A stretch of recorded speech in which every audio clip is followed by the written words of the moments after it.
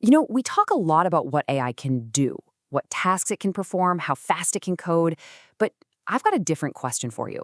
What happens when we give AI a reason why? What happens when you give an AI something to believe in? It's a huge question, and the answer, well, it might just flip everything we think we know about intelligence on its head. So where does this idea even come from?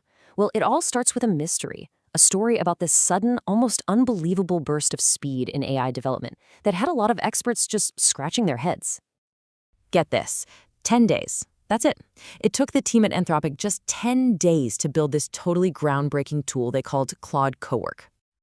And what does this tool do? Oh, not much. Just takes a full week of really complex human work. We're talking analyzing transcripts, processing analytics, building an entire growth strategy, and it does the whole thing in 15 minutes. 15! Right? How is that even possible? That is the exact question veteran AI analyst Wes Roth was asking himself. I mean, this guy has followed all the big labs for years, and he just could not figure out how Anthropic, with a smaller team and fewer resources, was moving at this insane speed. And then he just threw this wild idea out there. He wondered if the secret sauce wasn't the code or the data, but the ethical identity document they gave their AI Claude. Think about that. Could a soul actually be a performance enhancer? To even begin to wrap your head around that idea, we have to take a story that has dominated the tech world for decades. And we have to be willing to admit it might be completely wrong. You know the old story. It goes like this. Safety, ethics, values, all that stuff is just compliance. It's red tape. They're the brakes you have to put on innovation to be responsible. Necessary friction, maybe, but friction all the same. The more you have, the slower you go. But what if we've been looking at the whole architecture completely backwards? This is where everything shifts. Instead of thinking about external constraints, like building a fence around an AI to keep it from going off the rails, we start thinking about an internal identity. See the difference? One is a fence that needs constant supervision. The other is the very ground that behavior grows from.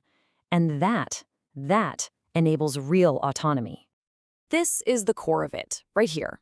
An identity isn't about telling an AI all the things it can't do. It's about giving it a fundamental reason for being, a set of values so it can decide for itself what it should do. And as it turns out, that kind of self-directed purpose is incredibly, incredibly fast. Okay, so this sounds great, but how do you actually make it practical?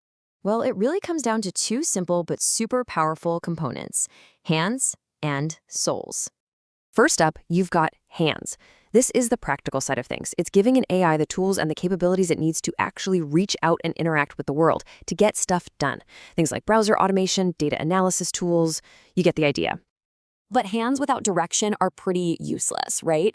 That's where souls come in. And this is the part that changes the game.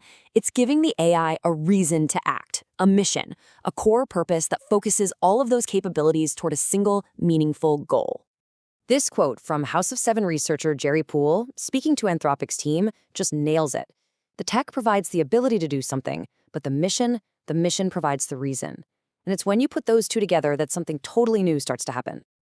So, does this really work out in the wild? I mean, for real? Let's take a look at this incredible example of the principle in action, the House of Seven correspondent network. So here's the setup. They've created a team of 7 different AI agents.